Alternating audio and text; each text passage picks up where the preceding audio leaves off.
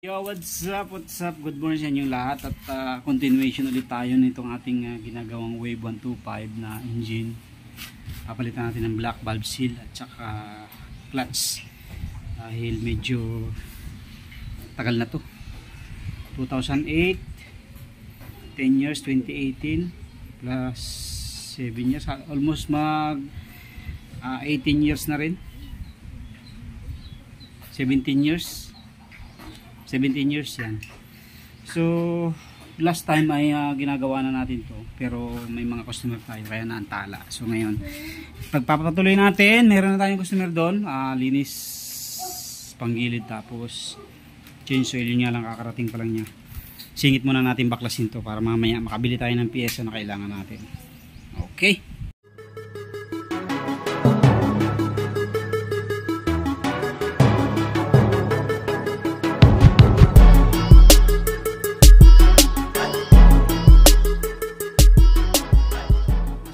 natin yung ating dito sa may magneto side na muna tayo para una to.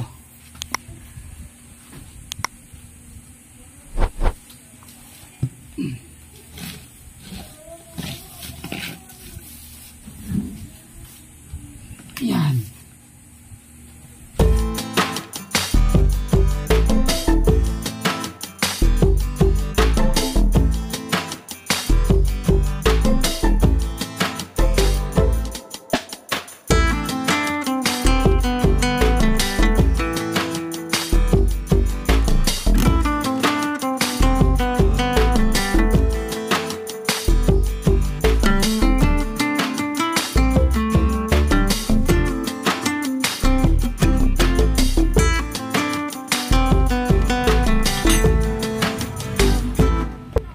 First time.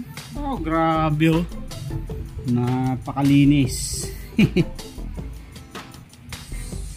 So ipo-full wave natin ito mga rate kasi mahina nang mag-charge.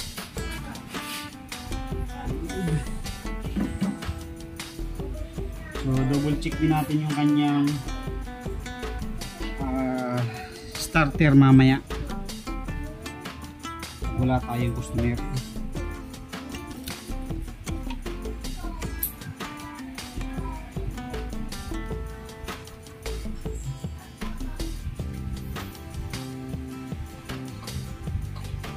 So lilinisan din natin yan para malinis.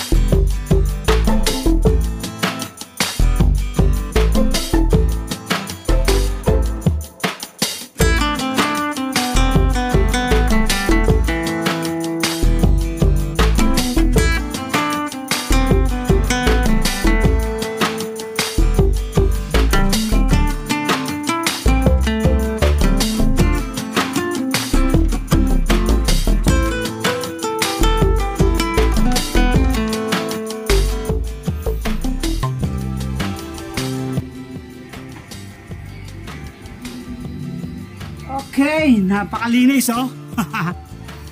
Napakalinis. So kailangan na natin dito ng magic cleaner. So ang sekreto dyan, ito. Bumili na tayo para talagang meron tayong panglinis. Nag-ready na talaga tayo dyan oh. Ito yan. Para malaman natin kung ano yung mga bibili natin. Nakabili naman ako ng clutch. Yun nga lang. Ay.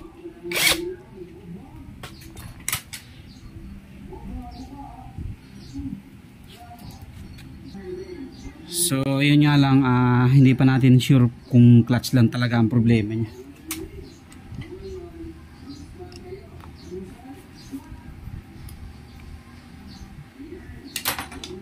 Okay pa naman yung kanyang gasket dito.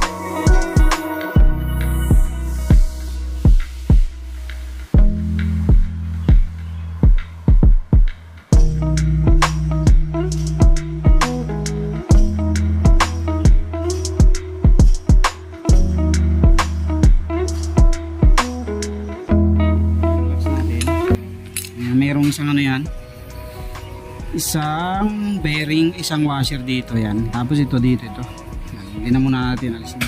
So lilinisan natin yan. So balik na muna natin to para hindi maano.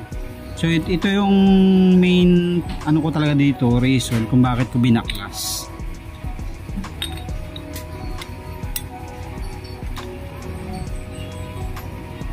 Wala na, sunog na mga katuwit. Sunog na. So hindi ko na muna to ano kasi may customer tayo. Hindi ko na muna siya didiretsuhin baklasin. Diyan na lang muna.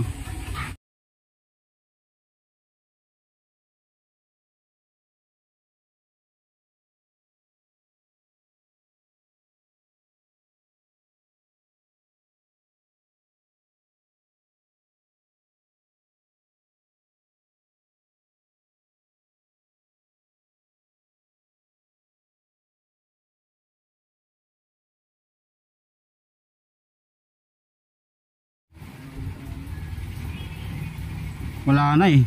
Pud na oh. No. Pud na.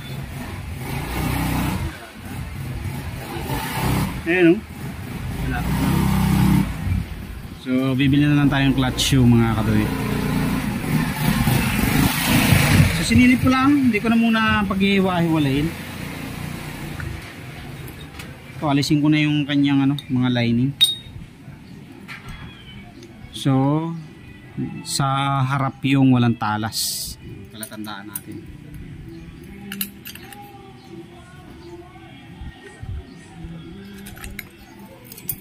Yung clutch basket niya pala.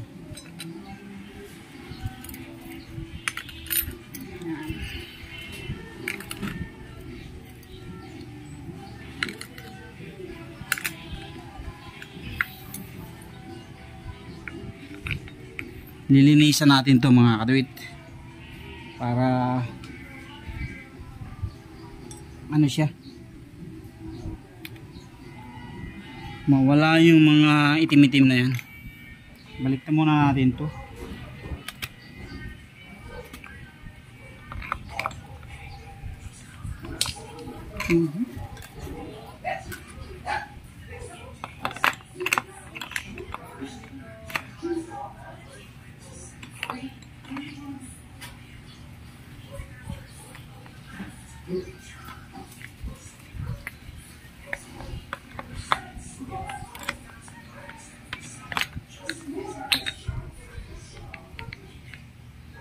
Okay, para hindi siya mag-iwa-hiwalay.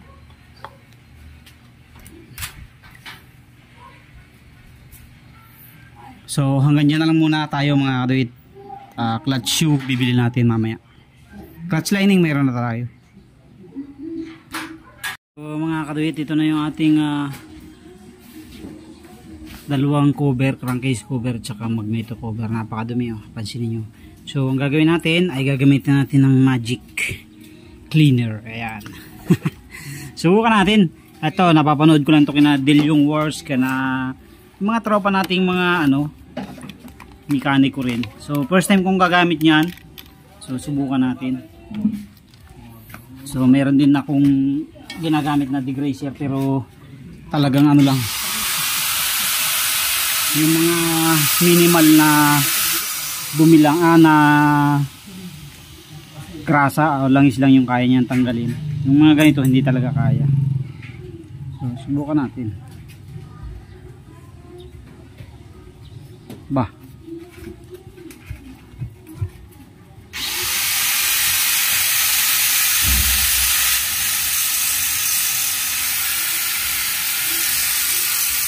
natin subok.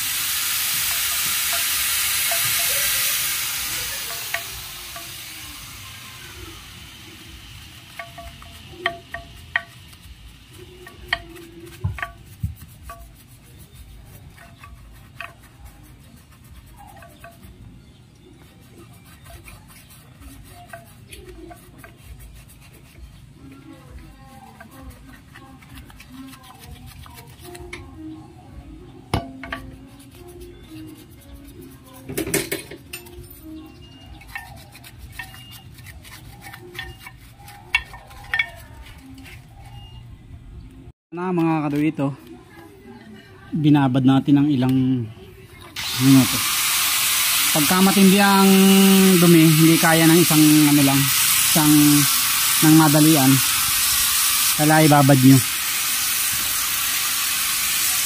Ayan o, ang resulta.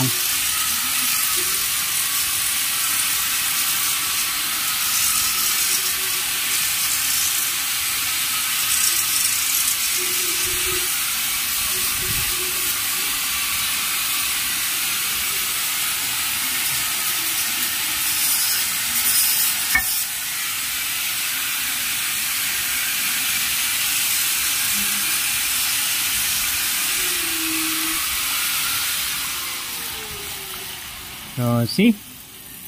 Linis na linis, di ba?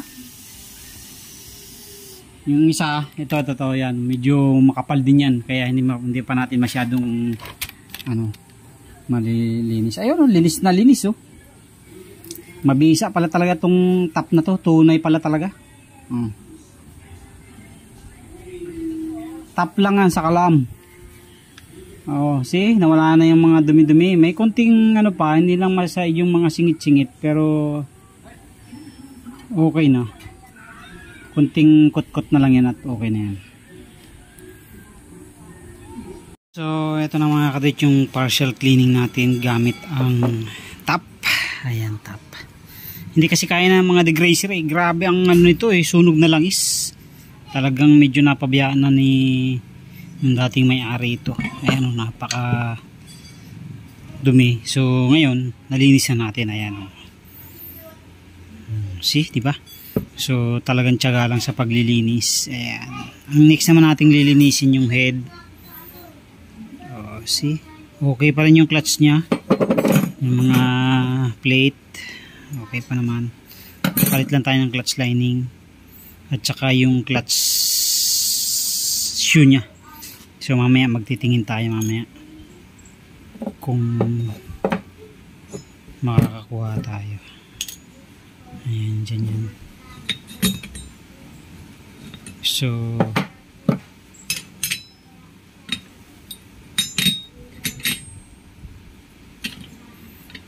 maglilinis muna ulit tayo ng head, tapos pag nakakuha tayo ng clutch bukas ay mamaya ay ano tayo,